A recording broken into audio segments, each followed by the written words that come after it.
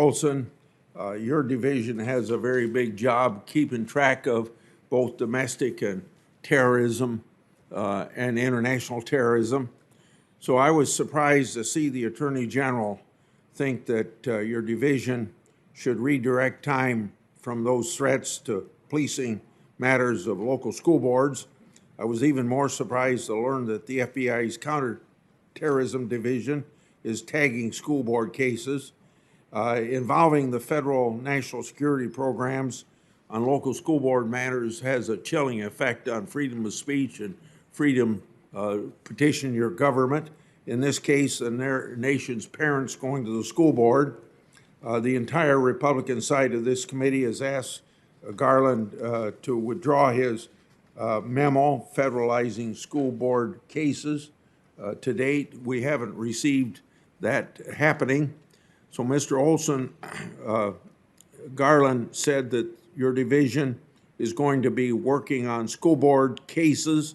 In a press release, we read that accompanied his memo. What is division doing with regard to local school boards? And for Ms. Sanborn, is it true that the counterterrorism division is tracking school board cases? If it is, will you stop that practice that has a chilling effect on school board meetings? First of all, Mr. Olson. Thank you very much, Ranking Member Grassley. I can assure you that nothing is deterring or interfering or otherwise making it more difficult for us to focus on our core responsibilities in the National Security Division of investigating and prosecuting international and domestic terrorism. This remains the top priority for our division. It remains a top priority for the Department of Justice, and we remain committed to that priority. As the Attorney General's memo indicated, there has been an increase in violence and threats of violence against individuals who serve in positions of public trust, school board members, teachers, other public officials, and this is a serious concern, a concern that I share. The National Security Division, for its part, is playing an advisory role in supporting the work of the department, making sure that when there may be a case that would rise to the level of one where we have some role to play, that we're there to support the rest of the department. But it's certainly not a particular focus for the National Security Division, nor do I have any anticipation that it would be. It is, I think, an important role, however, for the Justice Department as a whole, largely run by the Criminal Division, the Civil Rights Division, and other components of the Justice Department. Ms. Sanborn, your response? Yes, sir. I would echo that this is not a particular focus for the Counterterrorism Division, and nothing has changed in our authorities, our policies, or how we go about investing our cases. I would just add to the tagging question that you asked is, first of all, something would have to rise to be either an allegation of violating federal law or have already violated federal law for the FBI to even be involved in investigating that. And the tagging is simply an administrative process to be able to better analyze trends, et cetera. But again, the key here is this has not changed our authorities, and a violation of federal law would have to be at the heart here for us to be involved. Ms. Sanborn, you were the assistant director of the division during the 2020 riots. I understand that this was an extremely difficult time for the FBI. I've heard I heard it may have been the only time in history where the command posts of every FBI field office were activated at the same time.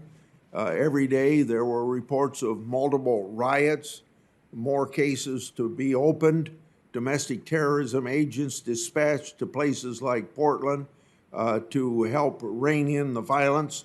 My question, in June of this past year, our committee was briefed that the FBI had opened more than 500 domestic terrorism investigations as a result of the 2020 riots. Of those where the ideology could be identified, 75% were anarchist extremists. Anarchist extremism is the FBI term for Antifa.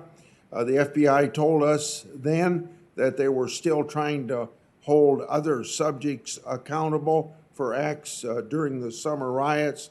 Has the number of domestic terrorism investigations opened as a result of the 2020 riots grown or changed since June of that year? And my second question, my second question is, I think it's fair to say that the FBI was surprised by a lot of the riots that happened in 2020 and the Capitol riot as well on January 6th. How is the FBI improving its visibility into improvements that it has previously not tracked well, like the anarchist extremists? I'll wait for your answer on those three questions. Thank you, sir. I appreciate the opportunity to quickly talk about the investigations as it relates to 2020 and the violence that we all saw around the peaceful protest. And it's hard to understand the aggregate of that, so I appreciate the opportunity. We have opened about slightly more than 800 cases. So yes, more than when you were last briefed on that. And our arrests in those cases are just a little bit north of 250. So still making progress on those cases. To the second part of your question, I would say some of the things that we're asking ourselves to do better, not only as a result of 2020, but as a result of January 6th, is how do we collect better and more information, right? Pushing collection, more human sources, et cetera. I think you heard me say previously, you've never met an analyst that didn't want more intel. And so we are definitely trying to do better in collecting and gathering information from sources. Sharing information quickly and as broadly as possible is another area that we're continuing to try to improve. Thank you, Ms. Sanborn.